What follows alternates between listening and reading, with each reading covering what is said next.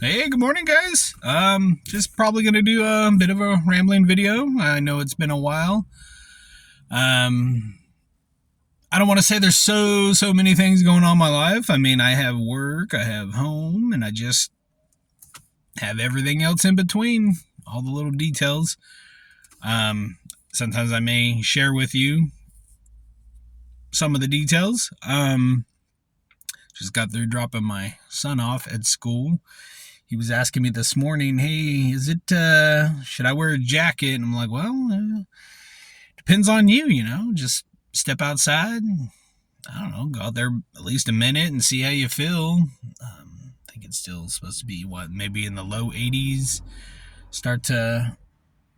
I think we're going to start coming down to the 70s. A little bit of clouds today. A little bit of, supposed to be breezy a little bit. I don't know. We'll see. But anyway, goodness. Today, I go back to work tomorrow. And I am trying to think. Doctor's appointments lined up. I go to see my vascular doctor next week for my legs. My regular doctor, I was questioning her about something, and she seen something she didn't quite like. But I put in a request for a day off, on my day off, just in case. In other words, please don't mess with that particular day off because that's when I have my appointment.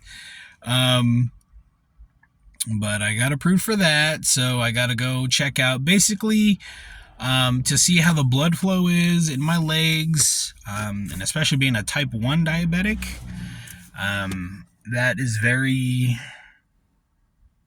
very pivotal, very important, very imperative that I do go and I do get checked out, and they may refer me to go somewhere. Imaging, I really don't know. I've never been through something like this before. But it's of the utmost importance. I mean, it could lead to, sadly, amputations of my legs if I don't address the issue, if I don't get it checked out. Now, like I said, I don't know what the issue is right now. I am taking some beet capsules to ensure that I have good blood circulation. Walking, I do quite a bit of that at work, all day, every day. Well, not every day, obviously, but on the days I work, I am throughout the store, stocking the shelves, everywhere, just about. I mean, on my days off, here in a little while, I'm gonna exercise. I'm gonna just walk. I wish I could walk I usually walk at a pretty good pace. I don't really jog.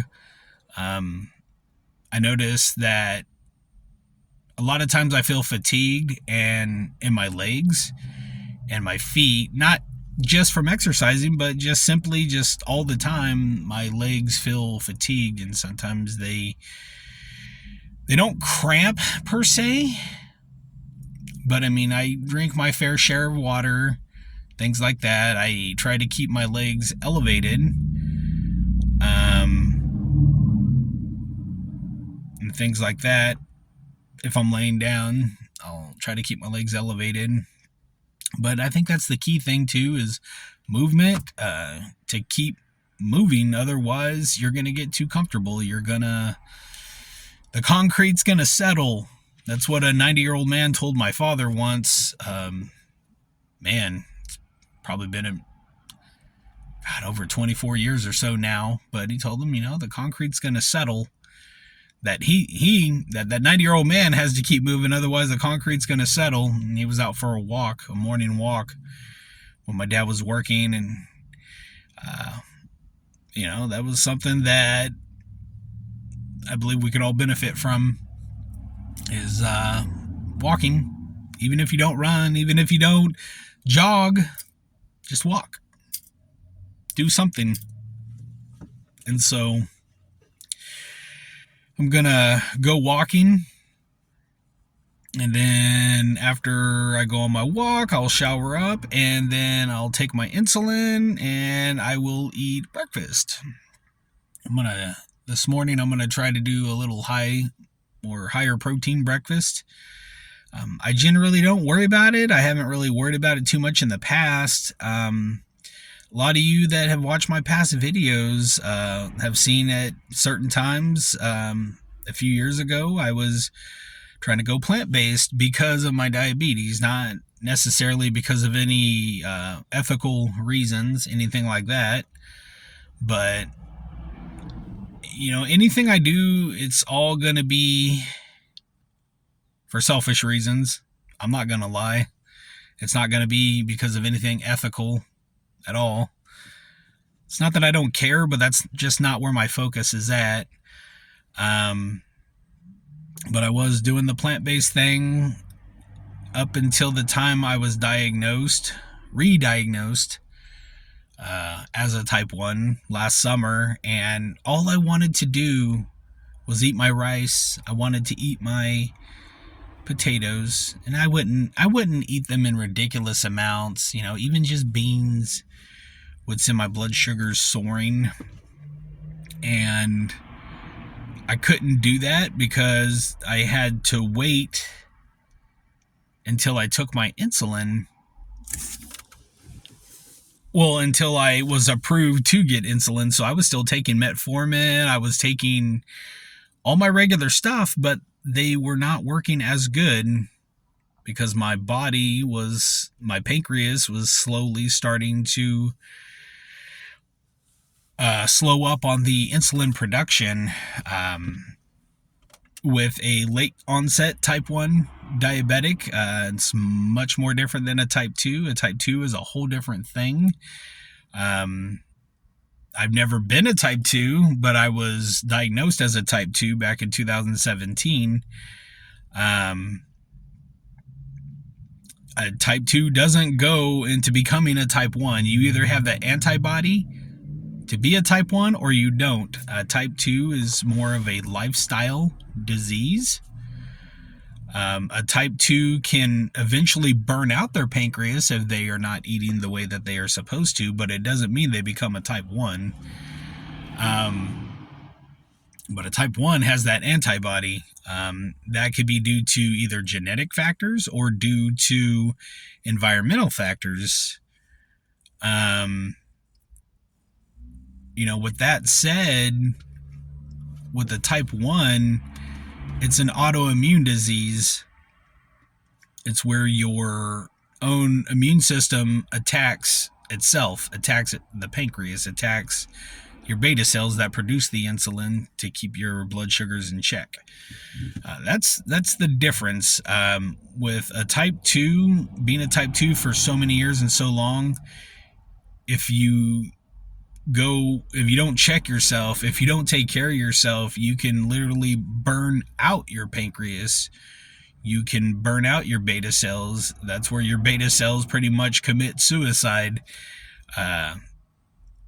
Think of them as like a bunch of workers. If they're overworked and you keep overworking them, they're going to say, forget this, we're done.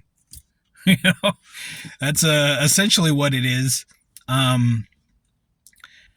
I try to take things that I understand and try to make sure other people understand those things. I like to nerd out to whatever I read, and I myself may not completely understand a lot of the things that I read at times, so I may go back and reread it. I'm still from the old school. Wiktionary, I don't know if that's still a thing, but I used to get a dictionary, or, I may Google stuff, but I'd like to also cross-reference things too. It's just, I don't know, to me it's very important to know all that I can about my autoimmune issue. And the more I know about it, the better I feel about it, and the more I'm taking care of myself and doing everything that I possibly can, because type type 1's not going away unless I get a new pancreas. Unless I get a new pancreas, or they find out a way to make whatever beta cells that I may still have that may slightly be working with an adult with late onset type 1. Like, unless they could figure out a way to, say, have beta cells multiply, it is what it is. But like I said, after I exercise, I'm gonna probably get 2 eggs, make a scramble, throw in some tomato, onion, mushroom, a little bit of some guacamole, hot sauce, and then I'll probably do some Greek yogurt, throw in some pumpkin seeds, maybe do a cup of chicken broth for that extra protein as well, the chicken bone broth. Try to, like I said, get in my protein, get in my good fats. And like I said, in times past, I've been plant-based, but I'm going to continue to evolve what I consume, and I'm not going to feel the least bit guilty or ashamed of what I need to do. And if that means losing subscribers that are like, oh, you're switching to animal-based stuff and shame on you, this and that, okay, bye, see ya.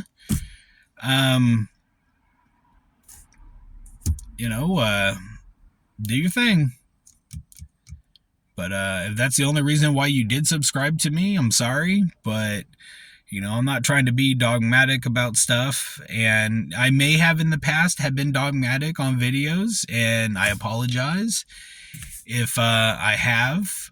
I'm learning just like everybody else. I'm allowed to change my mind just like everybody else. And especially as information comes in and presents itself, that's the way things go. And I'm not going to tell you to do this or do that. I'm not your doctor. I'm not your nutritionist. I'm not your dietitian. I'm not your general practitioner. I'm just telling you what I do, what works for me, what has been keeping my blood glucose steady. I'm not going to lie, the last few days they haven't been steady. I just got through celebrating my 43rd birthday, and I had my annual cheesecake, which, it really hasn't been too bad. It's like a Bain Marie.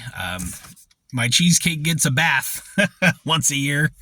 It's like a French method that the wife started doing last year, and oh my gosh, it's so delicious.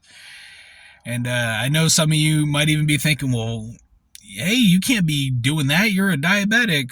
Why not? What's the difference? The only difference is I have to manually inject insulin. It's like a car. People that aren't diabetic, they just hop in the car, turn it on, and go. It's automatic. Their pancreas is automatic. Me, I have to shift in order to achieve what I need to achieve. Does it mean I eat like that all the time? Absolutely not. But I still do enjoy other things that non-diabetics enjoy as well. And I don't believe that life should be lived with regret at all. But also at the same time, I don't think life should also be lived being irresponsible all the time either, though. So there's a very fine balance.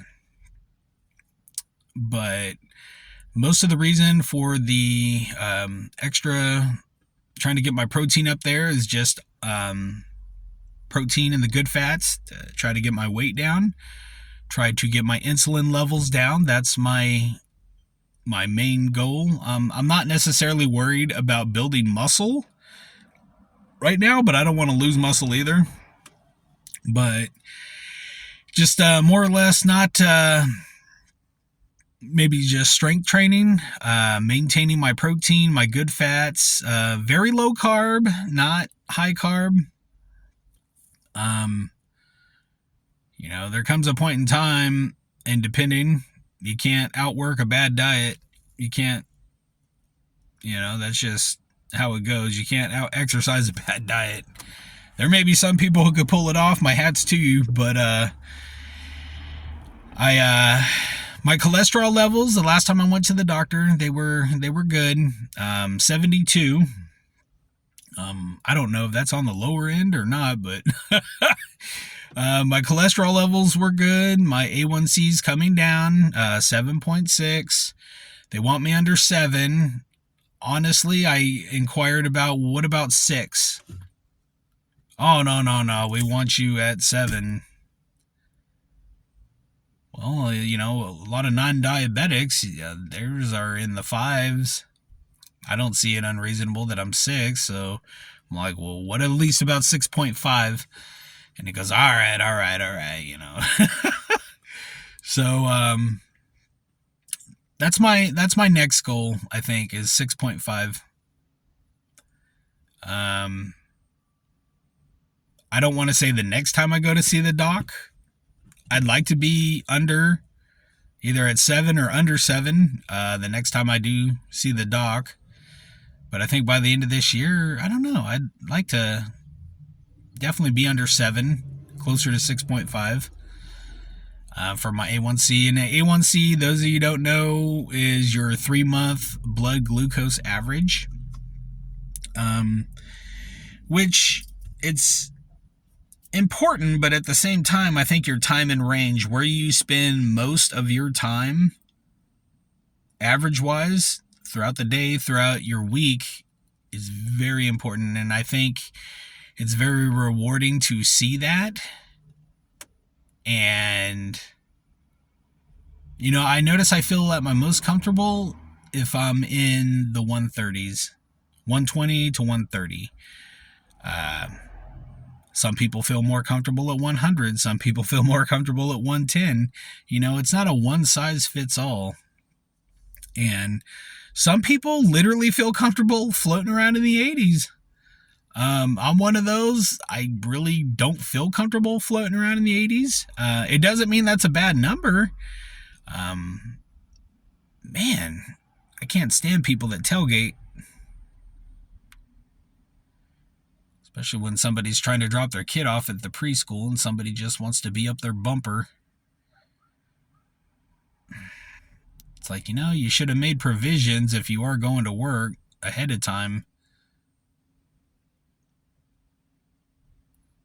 Anyway, I don't like jerks and I don't like rude people. Anyway, I guess I better get off here and do what I need to do. Like I said, I'm gonna exercise and get my metabolism revved up before I even have breakfast, and have a low carb breakfast.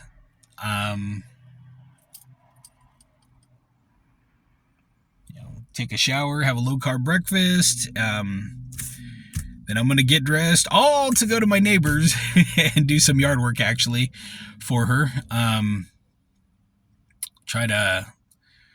think most of today will be mowing the lawn and getting rid of some fallen cactuses. There's about 16 cactuses, so I definitely want to make sure that I definitely stay safe with that. And there's other little details, but definitely don't need to bore you guys with those of the daily minutia, but maybe a little bit. So, all right, guys, take care for now, and I'll see you on the next video. Bye, guys.